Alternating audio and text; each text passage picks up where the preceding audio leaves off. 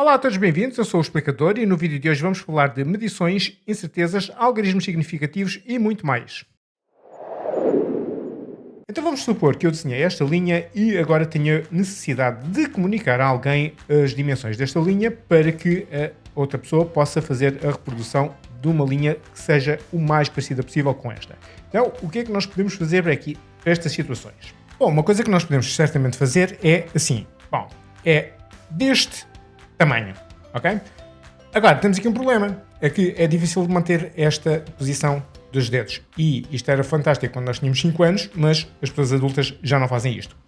Aquilo que nós fazemos neste tipo de situações é criar uma unidade padrão em relação à qual toda a gente está de acordo, ou idealmente, ou pelo menos a maior parte das pessoas está de acordo, como por exemplo esta aqui, e a partir daqui vamos fazer o seguinte, vamos comparar o comprimento desta linha, vamos ver quantas vezes é que o comprimento desta linha é maior do que esta unidade padrão que nós acabamos de criar agora. Então dessa maneira, para nos poupar trabalho, vamos criar um instrumento que tenha várias destas unidades padrão, umas a seguir às outras, e vamos chamar, por exemplo, régua ou fita métrica. E agora a única coisa que nós temos de fazer é encostar a nossa régua virtual aqui à nossa linha e fazer a comparação. Em particular, nós já sabemos que é conveniente que o zero coincida com uma das extremidades da nossa linha para evitar termos de estar a fazer contas.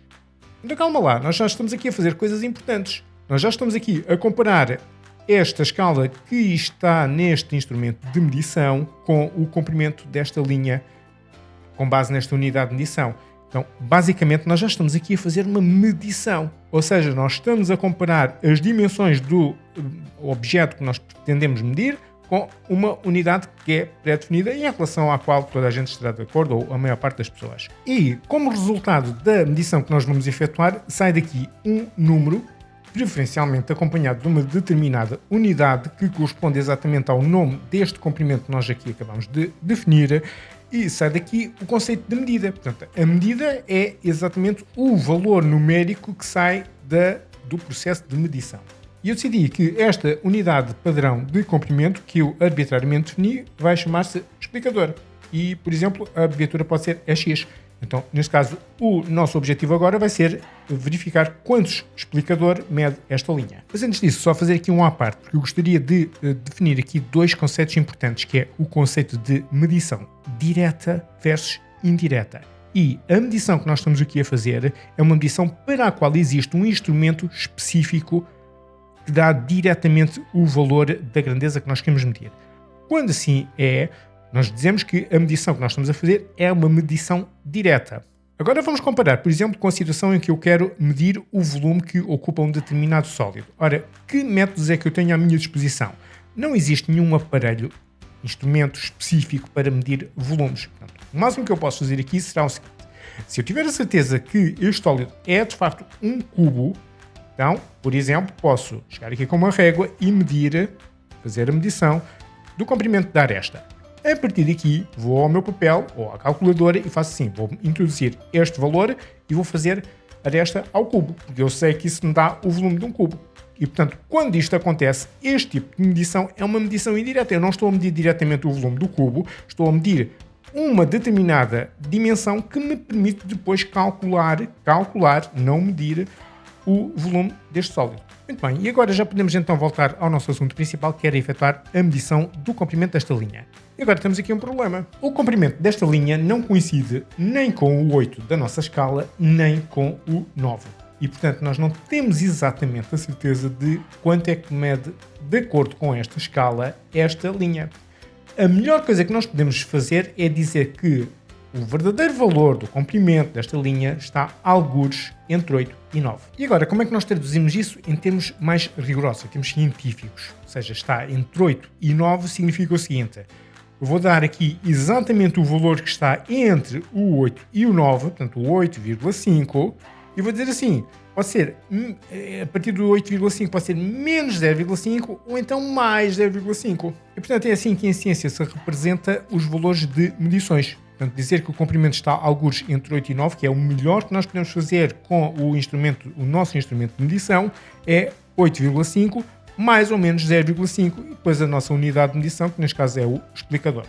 explicador, mas aquilo está entre o 8 e o 8,5, portanto aquilo deve ser 8,25. Sim, mas isso é porque eu, entretanto, introduzi aquela linha divisória exatamente entre o 8 e o 9, no lugar do 8,5. Antes de o ter feito, o melhor que nós podíamos dizer era que o nosso valor está, de facto, mais próximo do 8, mas alguns entre 8 e 9, e não existe nenhuma forma objetiva de dizer que está mais próximo do 8 que do 9, portanto, 8,5 mais ou menos 0,5 é o melhor que se pode fazer. Se nós quisermos melhorar a nossa medição, nós temos que encontrar um instrumento com maior sensibilidade. E a sensibilidade de um aparelho de medição é o menor valor que esse aparelho consegue medir com precisão, que no caso da nossa régua virtual é um explicador. E no caso dos instrumentos que contêm escalas, como por exemplo este, corresponde à menor divisão da escala. Então vamos experimentar trocar a nossa régua por uma outra régua cuja sensibilidade seja de meio explicador. E continuamos a verificar que o comprimento da nossa reta não coincide ainda com nenhuma das divisões da escala. Mas já podemos ser mais precisos, porque agora em vez de dizermos que o comprimento está entre 8 e 9, agora já podemos dizer que o comprimento está entre 8 e 8,5. E agora fazemos exatamente a mesma coisa que estamos a fazer há pouco, ou seja, vamos fazer aqui uma divisão a meio entre o 8 e o 8,5 e vamos dar metade do intervalo para trás, ou seja, 0,25 para um lado e 0,25 para o outro. Isto vai ser a nossa margem de incerteza. E agora já temos então aqui uma melhor medição, ou seja, já não vamos dizer que o comprimento está entre 8 e 9, já vamos dizer que está entre 8 e 8,5 e portanto o nosso comprimento agora é 8,25 mais ou menos 0,25 e depois a unidade, que neste caso é o explicador. E cá está, portanto é assim que nós em ciência apresentamos valores de medições. O nosso valor numérico, mais ou menos a incerteza absoluta e a respectiva unidade de medição. Agora, o valor numérico é relativamente simples, portanto é uma coisa que nós já fazíamos desde que fazemos medições. Agora, a questão da incerteza de medição é uma coisa relativamente nova. E como é que nós sabemos exatamente qual é a nossa incerteza de medição? Então, por exemplo, se eu quiser medir o comprimento deste bloco de folhas e como a régua habitual, graduada em milímetros, o que é que eu vou fazer? Vou alinhar o melhor possível aqui o zero com uma das extremidades e vou ler. E, portanto, isto coincide exatamente com o 7,5. Ok, então como é que eu vou expressar este valor na prática? Vou dizer que L, comprimento, ou C, se preferirem, é igual a 7,5. Este 7,5 vem em centímetros e agora sempre, atenção, sempre uma incerteza. Nenhuma medição tem significado em ciência sem a sua incerteza. Mais ou menos, independentemente do facto de nossa medição, a nossa observação coincidir exatamente, ou aparentemente coincide exatamente com a divisão, vamos ainda assim expressar sempre uma incerteza. Porque na realidade o que se passa aqui é o seguinte: eu tenho aqui a minha divisão dos 7,5, aqui tenho a minha divisão dos 7,4 e aqui dos 7,6. Isto é 7,4, 7,5, 7,6. Quem é que me garante que se eu fizer aqui um zoom suficientemente grande, que eu não vou fazer, mas se eu fizesse, se calhar a medição iria calhar aqui muito próximo do 7,5, mas não exatamente a coincidir com o 7,5. Ou se eu repetisse esta experiência, esta medição, que é uma coisa que de qualquer forma se deve fazer, mas a gente já vai ver isso um pouco mais à frente, se calhar já não dava exatamente 7,5, já dava um bocadinho mais à frente ou um bocadinho mais atrás. Então, para salvaguardar estas situações, fazemos assim. De certeza que não é 7,4. De certeza que não é 7,6, de acordo com a nossa observação. Mas aqui, realmente, em relação ao 7,5, eu posso ter aqui sempre aqui uma pequena margem de certeza. Metade desta divisão para aqui para trás do 7,5 e metade aqui para a frente do 7,5. Eu tenho aqui uma folga de 0,5 milímetros. Esta divisão aqui é 1 milímetro. Isto é milímetros e menos 0,5 e 0,5 mais 0,5 milímetros para aqui. E exatamente isto nós vamos colocar aqui na nossa incerteza. É sempre para valores, para aparelhos analógicos que têm uma escala, como por exemplo a nossa régua, é sempre a regra prática é metade da menor divisão da escala. Agora, tem que estar tudo expresso na mesma unidade. Se eu estou a expressar 7,5 em centímetros, Então, metade da menor divisão da escala também tem que vir em centímetro. Então, eu vou ter que converter estes 0,5 milímetro para centímetro. Que é, uma vez que o centímetro é 10 vezes maior que o milímetro, então fica 0,05 e agora a minha unidade de medição, que é o centímetro. E aliás, como a minha incerteza recai sobre a segunda casa decimal, a lei manda que nós temos que colocar aqui um algarismo adicional, mas eu não tenho nada para pôr aqui, então coloco um 0. Porquê? Porque na realidade o que nós temos é um valor que está entre 7,50 menos 0,05, que é igual a, 7,45 e 7,50 mais 0,05, que é 7,55. Ok? Portanto, este 5 vai operar aqui com este 0, vai somar ou subtrair consoante a situação. Isto em centímetro, não esqueçam das unidades. Então, até agora estivemos a analisar situações para aparelhos de medição analógicos, portanto, aparelhos que contêm escalas, como por exemplo a régua. No caso, nós temos um aparelho digital, como por exemplo esta balança. Como é que nós fazemos para ir buscar a incerteza? Bom, isso normalmente é uma situação que o próprio fabricante já nos dá essa informação. No caso, aqui esta informação desta menor divisão da escala, que é 1 grama, e isto tem a ver precisamente com a sensibilidade do aparelho. E é exatamente isto que nós vamos utilizar para a incerteza da nossa leitura. Depois temos aqui uma outra informação importante, que é este máximo de 5 kg. Significa que esta balança só permite medir até massas até 5 kg. Isso tem a ver com uma outra propriedade de qualquer aparelho de medição, que é o alcance. O alcance desta balança é de 5 kg. Por exemplo, em relação a esta régua, estamos aqui a verificar que o alcance é de 20 cm. Portanto, todos os instrumentos de medição têm um alcance específico. Ok, e agora vamos fazer só uma medição com o nosso aparelho de medição digital para ver qual é a diferença em relação a um analógico. E vamos fazer a medição da massa precisamente do nosso bloco de folhas. Ok? E temos aqui a indicação de 94 gramas. Ok? Vamos aceitar este como sendo o valor. Tendo em consideração que se trata de um aparelho digital, portanto, para além da informação do fabricante, novamente o procedimento é sempre este. Este último algarismo é sempre duvidoso e isto pode ser na realidade 95 ou 93. Portanto, estamos aqui um pouco na dúvida. Então vamos expressar esta leitura como sendo que a massa é igual a 94 mais ou menos 1 e a unidade é o grama, como está aqui indicado. E agora vamos medir a massa deste cacho de bananas e já temos aqui o valor, que é 935 gramas. A incerteza continua a ser exatamente a mesma, porque o aparelho, o instrumento de medição é exatamente o mesmo. Portanto, aqui, isto era a massa do nosso bloco de folhas, agora a massa das bananas vai ser 935 mais ou menos 1 grama. Ok, então agora temos aqui duas medições efetuadas exatamente com o mesmo aparelho, com exatamente a mesma incerteza absoluta. E, portanto, nós somos tentados a dizer estas medições são igualmente boas, mas eu vou avançar com a tese de que isso não é verdade. Esta medição é pior e esta medição é melhor. E posso prová-lo. E vou fazer o seguinte. Quanto é que vale esta incerteza de 1 grama quando comparada com o valor que nós medimos de 94 gramas? Bom, a comparação é feita normalmente através da divisão. Portanto, vou fazer 1 sobre 94 e isto dá-me um número bastante pequeno. Então, nesse tipo de situações, nós normalmente fazemos o seguinte. Vamos multiplicar por 100 para isto nos dar uma percentagem que é um número um pouco mais simpático para os nossos cérebros. Então, isto dá aproximadamente 1,1%. 1,1%. Ou seja, esta incerteza de 1 grama é aproximadamente 1,1% destes 94. E agora vamos fazer exatamente o mesmo procedimento aqui para esta outra medição do cacho de bananas.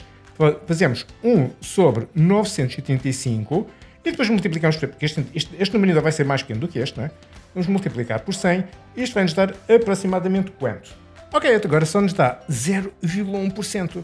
Ok, então esta margem de incerteza é 0,1% desta medição Mas esta mesma margem de incerteza é 1,1% desta medição. Então, por isso é que eu digo que esta medição é melhor, porque a incerteza em relação ao valor medido é menor e aqui em relação ao valor medido é maior.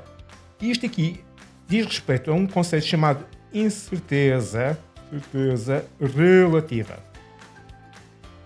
A incerteza relativa é uma forma bastante prática de avaliar a qualidade da nossa leitura. E agora já posso reescrever esta leitura como sendo 94 mais ou menos 1,1% em grama e esta como sendo 935 mais ou menos 0,1% em grama também. E fica assim justificado. Portanto, pior, melhor. Então vamos voltar às nossas medições com a incerteza absoluta e vamos mudar aqui um pouco de tópico e vamos focar a nossa atenção no seguinte. Quando nós dizemos que tem aqui uma massa de 94 mais ou menos 1 grama, é a mesma coisa que dizer que a nossa massa está alguns entre 93 e 95. É a mesma coisa aqui para 985 mais ou menos 1, é porque a massa está entre 984 e 936. Bom, o que é que acontece aqui? Quando nós vamos ver aqui estes intervalos, nós reparamos no seguinte: o 9 aqui está sempre constante. Okay? O que pode variar eventualmente é aqui o algarismo das unidades. Okay? Porquê? Por causa desta incerteza. Esta incerteza diz respeito a este último algarismo da nossa medição. Então nós vamos dizer o seguinte: uma vez que o 9 aparece sempre na nossa medição como fixo, vamos chamar ao 9 um algarismo exato. Ao 4, que por causa de estar afetado desta incerteza vai oscilar entre 3 e 5, vamos chamar um algarismo estimado. E isto é válido quer a medição seja feita com um aparelho digital ou com um aparelho analógico. Agora, se formos comparar com a medição cá de baixo, qual é a diferença? A diferença é que aqui aparece sempre o 9, portanto é um algarismo exato, aparece sempre o 3 na nossa margem no nosso intervalo de valores possíveis. O que varia é aqui o último algarismo, o algarismo, mais uma vez, das unidades, pode oscilar entre 4 e 6. Portanto, aqui tínhamos um único algarismo exato e agora aqui temos dois algarismos exatos e um algarismo estimado. Okay? Aqui temos um algarismo exato e um algarismo estimado, temos dois algarismos exatos e um algarismo estimado. Agora, se nós tomarmos o número de algarismos exatos mais o número de algarismos estimados, se houver mais do que um, nós vamos só considerar um, normalmente não mais do que um, só em situações muito peculiares. Ao conjunto destes algarismos todos nós vamos chamar algarismos significativos. E agora vamos passar algum tempo a analisar formas de contar o número de algarismos significativos de uma determinada medida, porque nem sempre é linear. Aqui neste caso são 2, 3, não há muitos problemas. Noutras situações poderemos ter alguns problemas em contar exatamente quantos algarismos significativos temos. E vamos ver a situação relativa a esta figura aqui.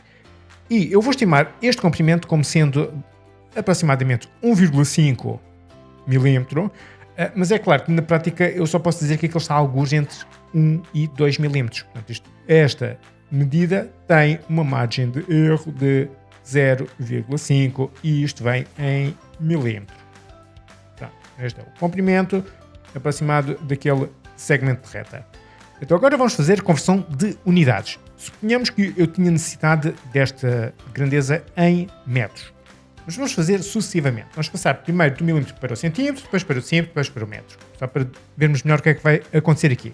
Então, quando eu passo de 1,5 milímetro para centímetro, fico com um comprimento de 0,15 centímetro. Mas também tenho que passar aqui a minha certeza. A minha certeza passa de 0,5 milímetro para 0,05 centímetro. Mais ou menos 0,05. Isto vem em centímetro. Agora vamos passar para decímetros, vamos fazer a mesma coisa. Vamos acrescentar aqui uma casa decimal, portanto 0,015 decímetro, mais ou menos, e aqui a mesma coisa, 0,005, este vem em decímetro.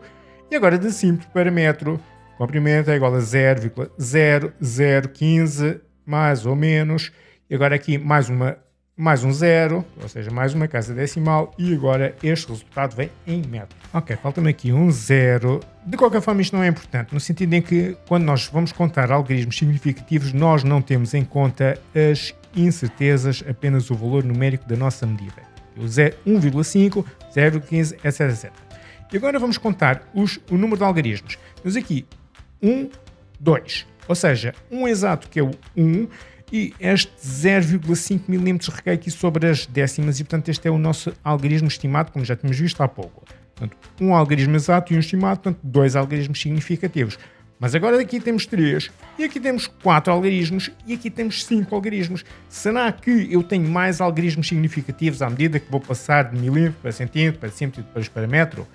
A resposta é não. Ou seja, estes zeros aqui apenas querem dizer que a minha medição original foi convertida para outras unidades. Na realidade, nós não conseguimos ler 0,15, 0,015 ou 0,0015 numa escala.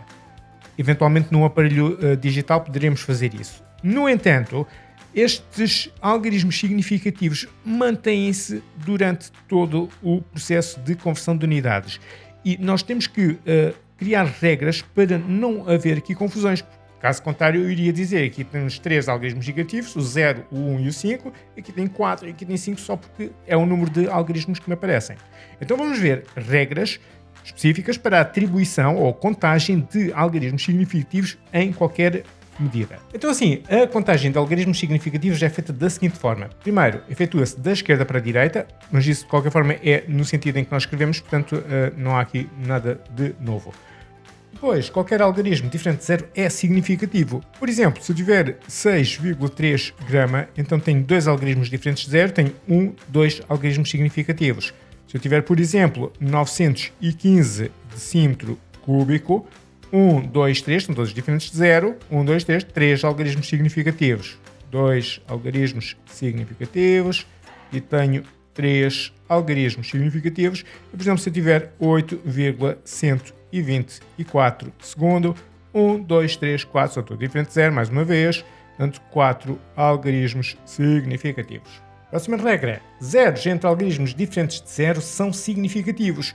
Então, vamos dar aqui um exemplo. 204 kg. Quantos algarismos significativos tem? Uma vez que este zero está entre um algarismo diferente de 0 e outro algarismo diferente de 0, 2, 3. Portanto, aqui temos 3 algarismos significativos.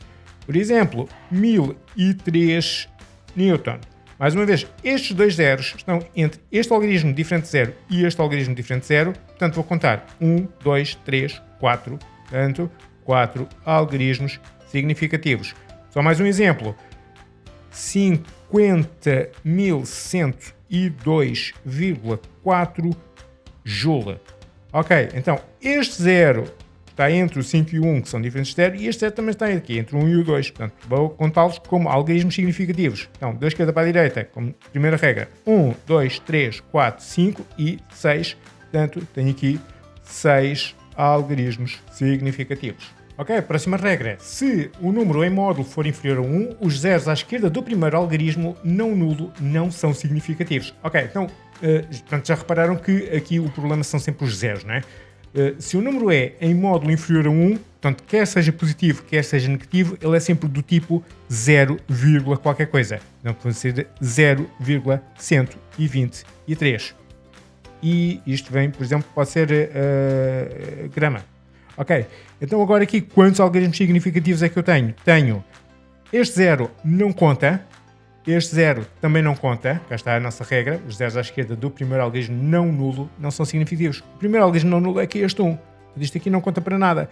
Então tenho 2 e 3 algarismos significativos. Então aqui, 3 algarismos significativos. Outro exemplo, 0,143. Bom, agora eu só tenho mesmo este zero aqui à esquerda da vírgula, portanto, nunca é significativo. Portanto, aqui continuo a ter, isto, por exemplo, são horas, ok? Não é assim, não interessa. 2, 3 algarismos significativos. Outra situação, 0,0005. Este pode vir em segundo, por exemplo. Então, este não conta. Este aqui ainda não cheguei a nenhum algarismo diferente de 0. Ainda não. Só este aqui é que é diferente de 0. Então, só tenho mesmo este número, este algarismo, aliás. E, portanto, aqui tenho um algarismo significativo. Okay? Mesmo que a grandeza seja um número negativo, há valores negativos nas medições, como por exemplo se for uma temperatura, pode ser uma temperatura em graus Celsius, pode ser uma temperatura negativa que esteja entre -1 e 0. A regra é exatamente a mesma. Geralmente, se o módulo do número for maior ou igual que 1, ou seja, se for superior ou igual a 1 ou inferior ou igual a -1, os zeros à direita da vírgula são significativos. E por esse motivo é que, a partir de agora, nós vamos começar a ver coisas nos nossos livros como 1,0. Ou seja, se eu tiver o algarismo 1 metro, então eu aqui tenho um algarismo significativo que é apenas este. Mas se eu tiver 1,0 metro, isto é diferente. Porque aqui este único algarismo significativo é um algarismo estimado. Aqui já tenho este algarismo 1 exato e este 0 é que é estimado. Portanto, isto aumentou a precisão da minha medição. Portanto, aqui tenho um algarismo significativo, aqui tenho 2 algarismos significativos. E se eu tiver, vamos fazer um número superior a 1, por exemplo, 2,00 grama, então agora já tenho 1, 2 e 3. Este é exato e este aqui é que é estimado. 3 algarismos significativos. E finalmente, só aqui uma chamada de atenção importante para números terminados em 1 ou mais zeros, como por exemplo o número 300 ou o número 1000. Okay? A questão é, por causa da situação dos zeros, nós nunca temos a certeza se os zeros são significativos ou não. Uma vez que eu não tenho nenhum número diferente de zero no final, eu não sei se este número, por exemplo aqui, vamos focar aqui sobre o 300. Este 300, eu não sei se isto tem só este um algarismo significativo que é o 3, ou se são de facto estes 3 algarismos significativos, ou se calhar até 2, se calhar só os primeiros 2 é que são, e este aqui não faz qualquer tipo de significado. Portanto, nós não temos a certeza, nós não temos aqui nenhuma indicação. Eventualmente, o que eu poderia fazer aqui neste tipo de situação era transformar o 300 em 300,0. Se eu quiser que este número seja significativo, este de qualquer forma é sempre, este 0 também e este 0 também. Mas imaginemos que a minha medição só me permite ter 3 algarismos significativos. Ora, quando eu acrescento aqui este vírgula 0, este vírgula 0 também é significativo, que é, cá está aquela regra anterior. Então agora vou forçar que o meu número tenha 4 algarismos significativos, quando na realidade a minha medição só me permite ter 3 algarismos significativos. O que é que nós fazemos neste tipo de situações? Para desambiguar este tipo de confusões, a melhor forma mesmo é utilizar notação científica. Existe um motivo pelo qual esta notação se chama científica. É preferida pelos cientistas não apenas para números muito grandes em módulo ou muito pequenos em módulo, mas também para estes números que não são não particularmente grandes nem particularmente pequenos, mas por causa da questão dos algarismos significativos. Eu posso transformar, se eu quiser ter um número 300 com exatamente 3 algarismos significativos, eu posso converter para notação científica da seguinte forma. Se eu fizer apenas 3 vezes 10 ao quadrado, neste caso, este número aqui só tem um algarismo e aqui eu só tenho um algarismo significativo. Mas se eu transformar em 3,0 vezes 10 ao quadrado, agora já tenho 2 algarismos significativos. Portanto, seria a situação em que este 3 e este 0 são significativos, mas este último não é. E, finalmente, se eu quiser, de facto, os 3 algarismos significativos, vou escrever 3,00 vezes 10 ao quadrado. Agora já tenho 3 algarismos significativos de exatamente aquilo que eu desejava fazer. Portanto, a notação científica é extremamente aconselhável, mesmo para situações em que os números não são nem particularmente grandes, nem particularmente pequenos. É extremamente útil. Então, assim, em geral, quer em física, quer em química, especialmente em química, mas também muitas vezes em física, nós vamos preferir, embora não seja absolutamente obrigatório, trabalhar com notação científica. E, no caso, as coisas acabam por se tornar mais simples, porque assim eu posso expressar números com, por exemplo, 2 algarismos significativos, vezes 10 a menos 19. Ou então 3 algarismos significativos, 3,00 vezes 10 à oitava. Outro número com 3 algarismos significativos, 6,67 vezes 10 elevado a menos 11. Então, por exemplo, com 4 algarismos significativos, como por exemplo 6,022 vezes 10 elevado a 23. Já agora só uma parte que tem a ver com uma característica que é bastante importante na notação científica, que é a ordem de grandeza do número em questão. E normalmente a ordem de grandeza é apenas esta potência de base 10 que aqui se encontra. Mas temos de ter cuidado porque muitas vezes este número, por causa deste coeficiente que está aqui, pode estar mais próximo do 10 elevado a menos 19 ou então do 10 elevado a menos 18, por exemplo. Portanto, o critério que nós vamos utilizar, embora não seja universal, existem outros critérios, é se este número aqui estiver portanto, até 5, mantém-se exatamente, portanto isto é ordem 10 elevado a menos 19. Este número aqui é inferior a 5, vamos ficar com uma ordem 10 à oitava. Este número aqui, ok, já ultrapassa o 5, 6,67, e portanto eu vou dizer que este número já não está tão próximo do 10 elevado a menos 11, mas da potência de base 10 que vem a seguir. E atenção, por causa do expoente negativo, a potência de base 10 que vem a seguir é o, portanto vamos dizer, ordem 10 elevado a menos 10. A potência de 10 elevado a menos 12 é 10 vezes mais pequena do que 10 elevado a menos 10. Mas este 10 elevado a menos 11 já está afetado deste número que é já bastante próximo do 10. Portanto, 10 vezes 10 elevado a menos 11 dá 10 a menos 10. Portanto, já está.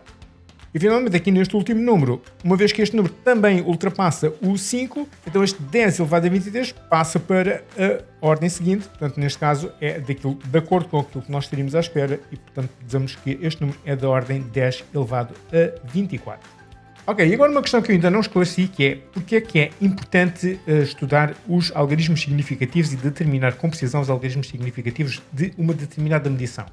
Porque, a seguir, normalmente o que nós vamos fazer não vai ser apenas expressar aquele número. Muitas vezes vamos pegar naquele número que nós acabamos de medir e vamos introduzir numa determinada fórmula que contém adições, subtrações, multiplicações, divisões, potências, e nós temos que saber lidar com todas estas situações. O que é que acontece quando nós pegamos em duas medições que têm certas e determinadas quantidades de algarismos significativos e vamos operar com outras que poderão ter os mesmos ou algarismos significativos diferentes. Então vamos ver um exemplo muito simples. Eu vou sair de minha casa em A e vou conduzir o meu carro até B, à oficina, para deixar lá o meu carro. Entretanto, o mecânico vai-me deixar um carro de empréstimo para eu me deslocar até ao meu trabalho em C. E acontece que eu tenho necessidade de medir a distância percorrida desde casa, passando pela oficina, até ao emprego. E o meu carro tem precisão para medir essa distância até ao decímetro. E mede 104,6 metros. Portanto, 104 em metros e o 6 corresponde já aos decímetros. Mas o carro de empréstimo só tem precisão ao metro. E a única informação que ele me consegue dizer é que da oficina até ao meu local de trabalho são 73 metros. E agora é claro que para saber a distância total percorrida tenho que somar estas duas distâncias. Portanto, o 104,6 e agora vou somar o 73. Vou fazer aqui uma operação de somar à escola primária. E agora, normalmente nós faríamos o seguinte. Bom, aqui eu não tenho absolutamente nada, não tenho uma casa decimal, então vou supor que isto é um 0 e vou fazer 0 mais 6, 6. Só que isto no mundo dos algarismos significativos não faz sentido. Porque na realidade o próprio 3, eu já não tenho certeza se é um 3, ou se é um 4, ou se é um 2, porque este algarismo aqui é estimado. Este é exato, mas este é estimado. Portanto, a única coisa que eu posso dizer aqui é que não faço a mínima ideia de quanto é que é esta casa decimal. Eu vou por aqui, vírgula, vou por aqui um ponto de interrogação. Esta quantidade eu não tenho qualquer conhecimento. E, portanto, uma quantidade em relação à qual eu não tenho conhecimento mais 6 ainda dá uma quantidade desconhecida. Agora, 3, partindo do princípio que se trata de facto de um 3, não é?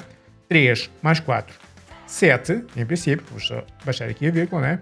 Depois, 7 mais 0 é 7 e aqui não há problema. Aqui eu tenho de facto a certeza. Se eu sei que isto aqui, se este valor é exato e é um 7, eu sei que aqui são 0 centenas. 73 corresponde a 0 centenas. Aqui é uma centena, mais 0 centenas dá de facto uma centena. Daqui não há problema absolutamente nenhum.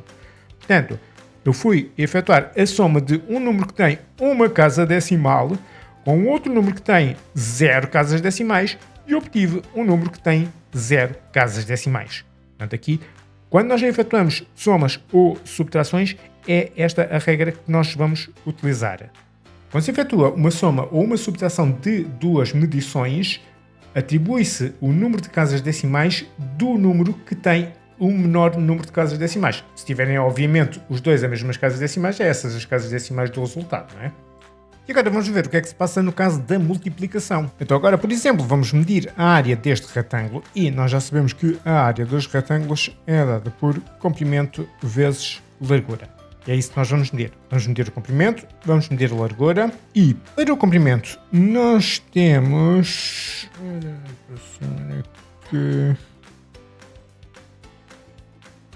Ok, 2,5 centímetros.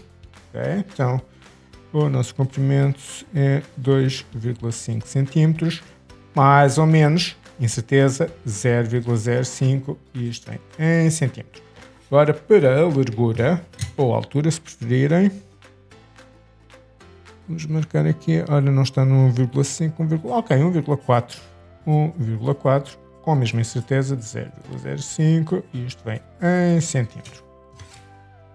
Ora, isto significa que o nosso comprimento, por causa desta incerteza, portanto, esta medida que aqui está entre 2,5 menos 0,05, portanto 2,45 e 2,5 mais 0,05, que é 2,55, e isto vem em centímetro.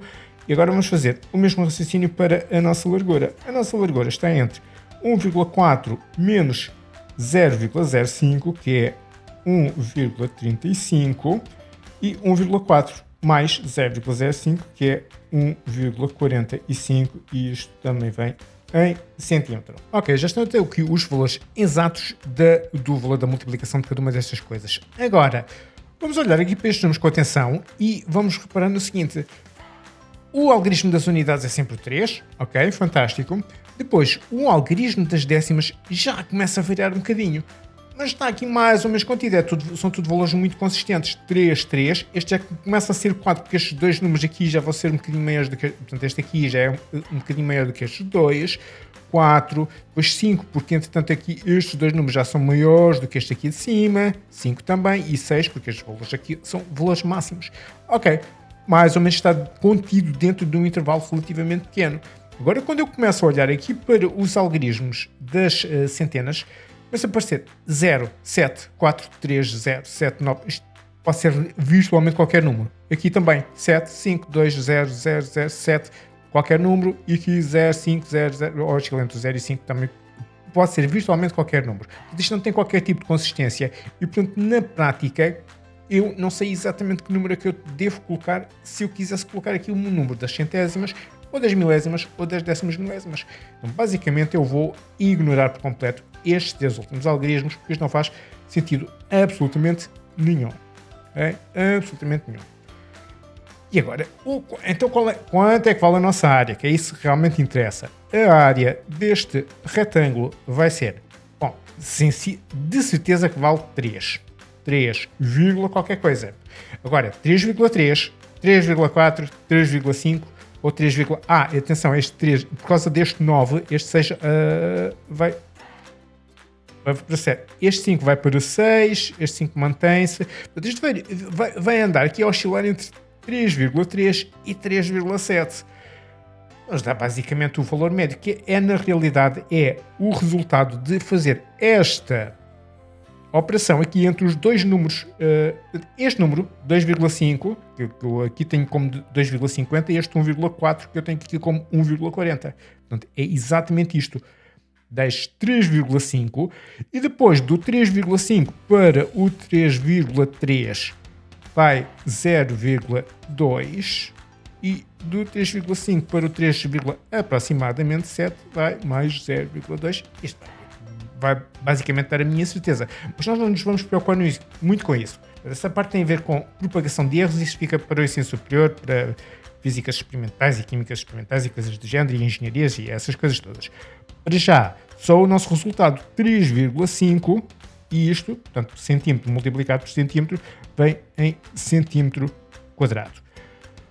O que é que nós podemos tirar daqui? 2 algarismos significativos, 2 algarismos significativos e aqui também 2 algarismos significativos, ok?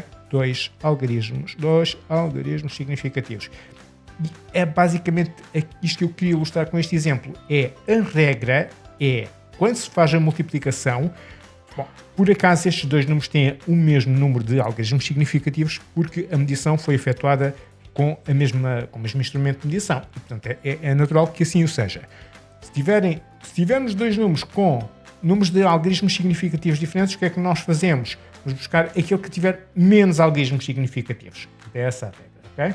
E já agora, só para recordarmos, no caso da adição ou da subtração, vamos buscar o número de casas decimais do algarismo que tiver menos casas decimais. Então agora vamos só ver um exemplo de como é que funciona na prática. Então imaginemos que eu tinha esta equação A igual a B mais C vezes D ao quadrado e o nosso objetivo é calcular A através das medições da grandeza B e C e D.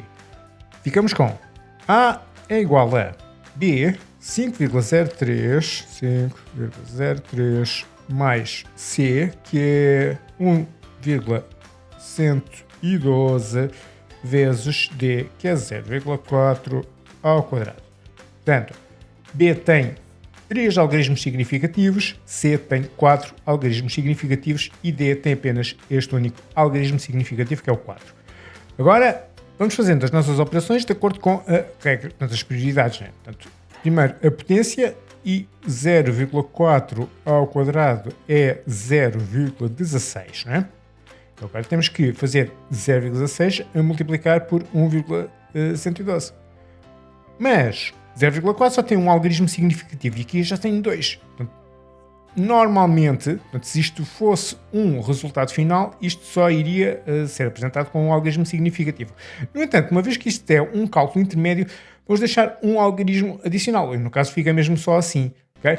Porquê? Porque à medida que nós formos fazendo cálculos, a seguir a cálculos, formos sempre fazendo as respectivas aproximações, vamos ficar com um resultado muito diferente daquilo que seria de esperar.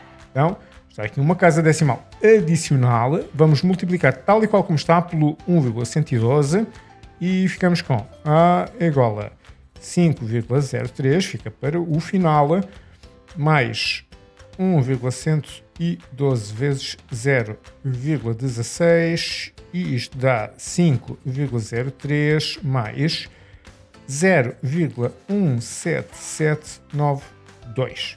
Ok? E agora que já fiz estas operações todas, é que vou encarregar-me da regra de atribuição de algarismos significativos. Ora, D só tinha 1, C tem 4, portanto o resultado deve vir com um algarismo significativo. O que é que quer dizer? Que vamos cortar toda esta parte aqui que não vai fazer significado nenhum, mas atenção, como tínhamos aqui um 7, este 177 está mais próximo do 0,2 do que 0,1. Então este 1 passa a 2, isto fica 0,2. Então agora sim já podemos fazer então aqui a nossa conta, fica 5,03 mais 0,2. Isto dá primeiro as contas e depois só no final então os arredondamentos de acordo com as regras respectivas. Isto dá 5,23, mas duas casas decimais, uma casa decimal, então aqui também vou dar só uma casa decimal e isto vai arredondar para 5,2.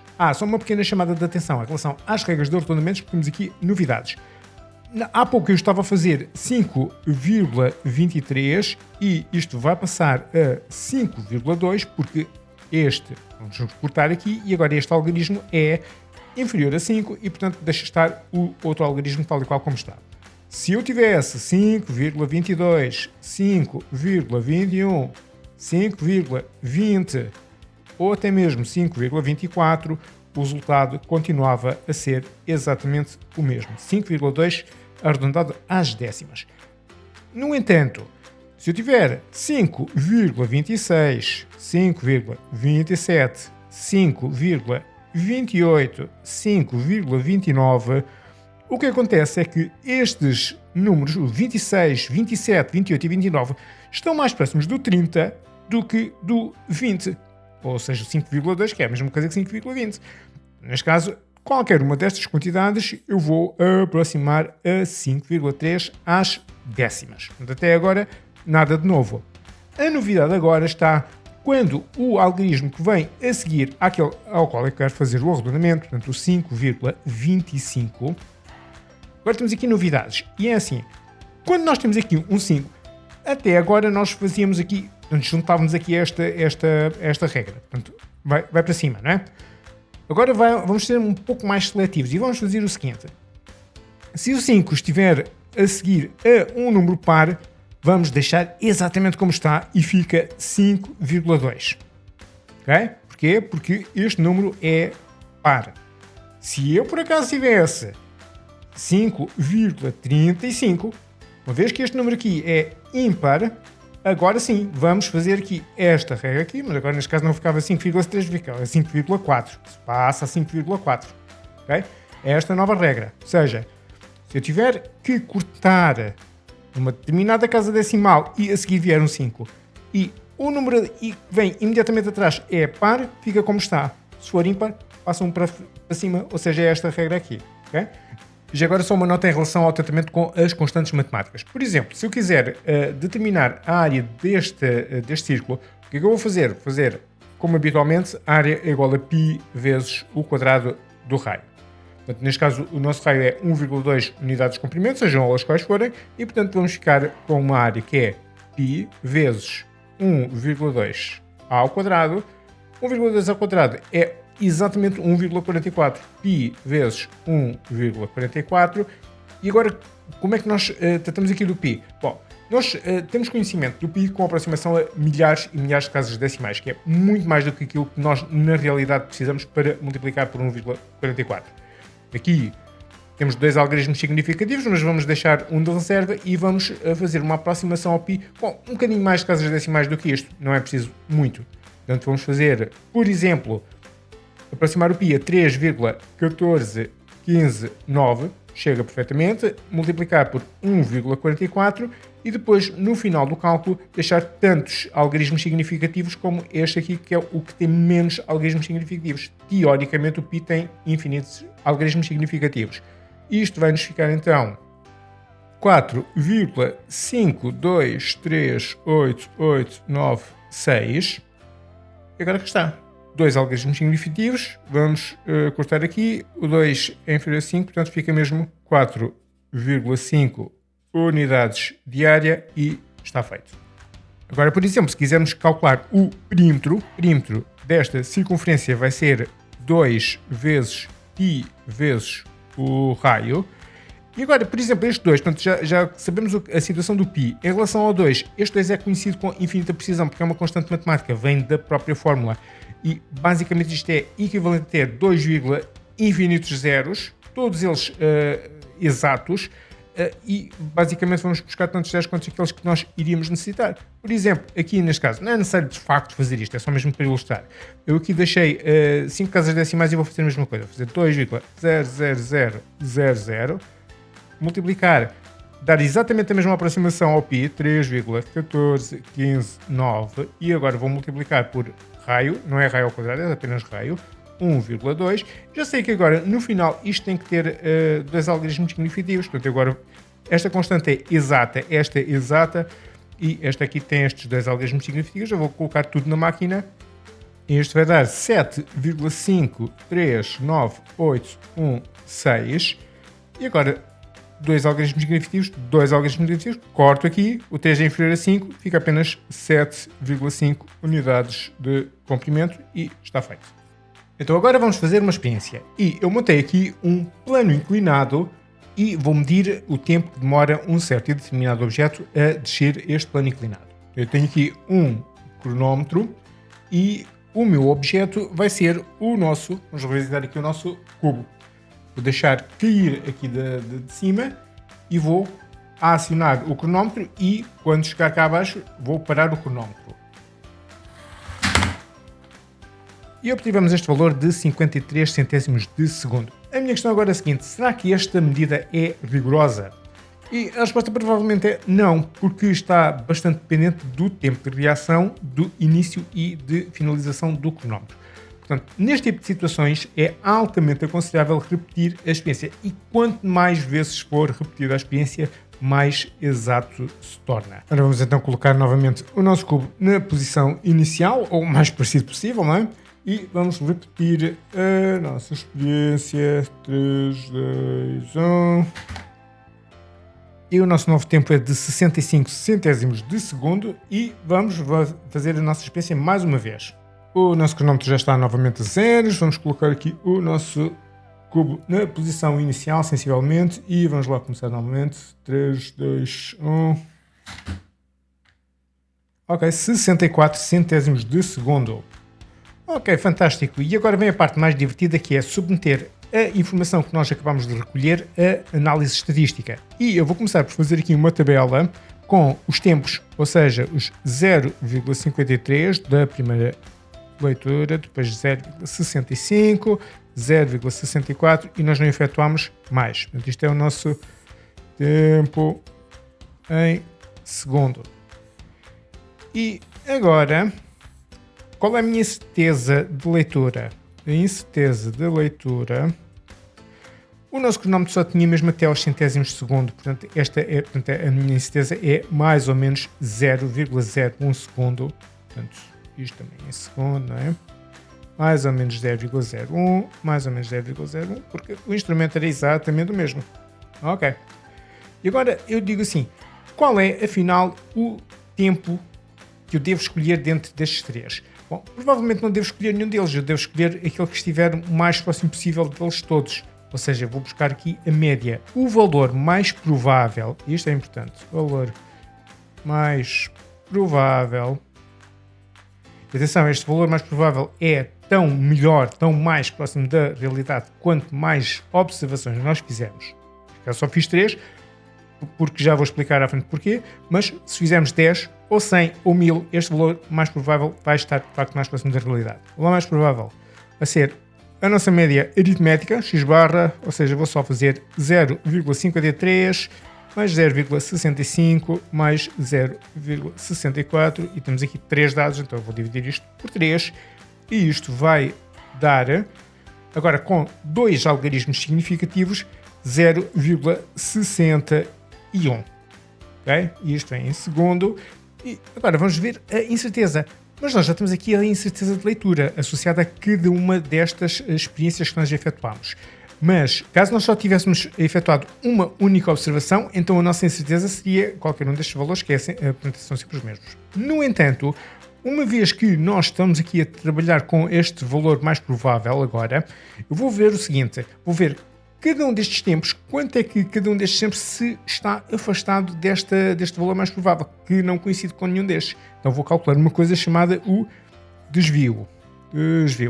E este desvio é o módulo da diferença, ou seja, o módulo de este valor, 0,53, menos a nossa média, 0,61. Módulo de 0,65 menos 0,61. Finalmente cá em baixo o módulo de 0,64 menos 0,61. E isto vai dar... aqui para cima 0,08. Portanto, isto também vem em segundo, vem tudo em segundo. 0,08, 0,04 e 0,03. Ok? O que é que nós vamos? Atenção, este procedimento é apenas até um máximo de 3 observações. Se forem realizadas mais do que 3 observações, existem outras ferramentas estatísticas para ir buscar este desvio. Corresponde à nossa incerteza neste caso, de observação. A incerteza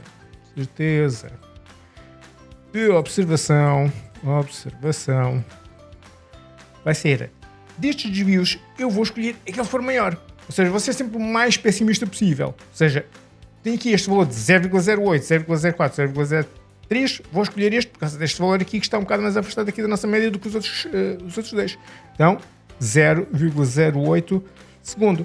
E, portanto, a minha medição pode então ser expressa como que este tempo que demora o bloco a escorregar ao longo daquele plano inclinado, mais provável é ser 0,61 mais ou menos estes 0,08 e isto vem em segundo. Ou então, se quisermos, também podemos fazer, em vez da incerteza absoluta, fazer a incerteza relativa. Portanto, que é aquilo que a gente já tinha feito anteriormente só com uma leitura. Portanto, fazemos 0,08 e dividirmos pelo valor mais provável, que é este 0,61, multiplicamos para sempre a dar percentagem, e isto vai-nos dar 13,1%.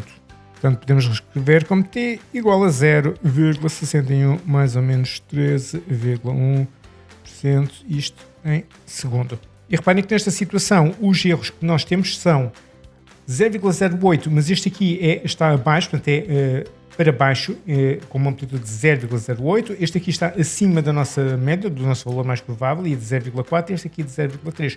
Uns para cima, outros para baixo, uns mais afastados, outros menos afastados da média. Ou seja, estes exemplos aqui são erros que se comete, uma vez se admitimos que este é o valor mais provável. Estes aqui são erros, portanto, estas diferenças são erros cometidos, mas são erros aleatórios ou acidentais.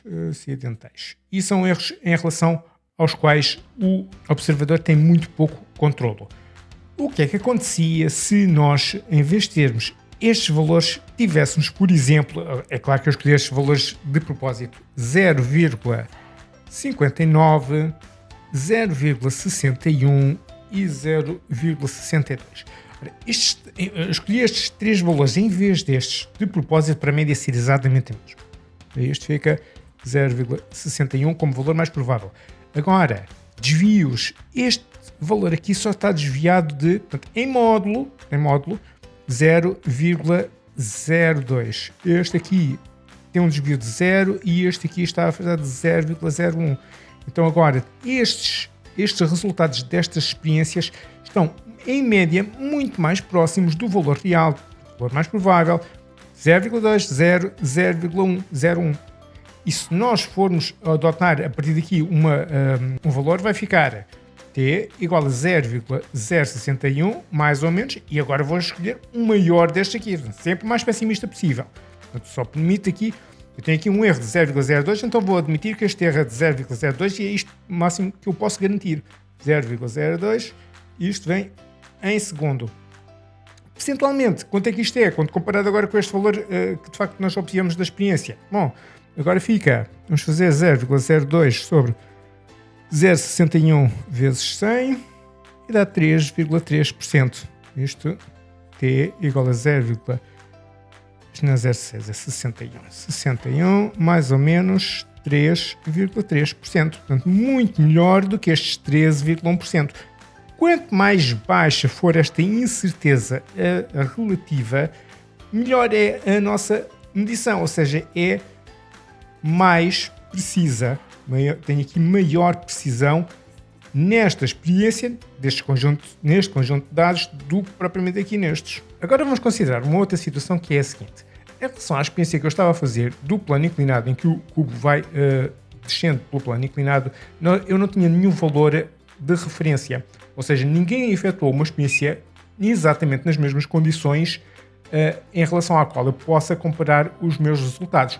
Mas, por exemplo, se eu quisesse efetuar experiências para efetuar uma medição da velocidade da luz, aí eu já teria um valor de referência e cujo valor é considerado exato, que são estes 299.792.458 metros por segundo. E agora vamos supor que eu realizo uma série de experiências para determinar a velocidade da luz no vácuo e obtenho os seguintes valores.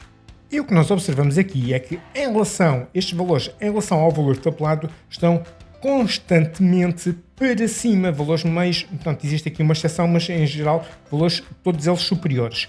E eu já estive previamente a calcular o valor mais provável referente a este conjunto de medições e deu-me que o nosso x barra é igual a 300.271.400 metros por segundo. Que é um valor que é superior ao nosso valor tabulado, mas isso também não nos surpreende porque, em geral, estes valores estão todos eles superiores ao nosso valor de referência.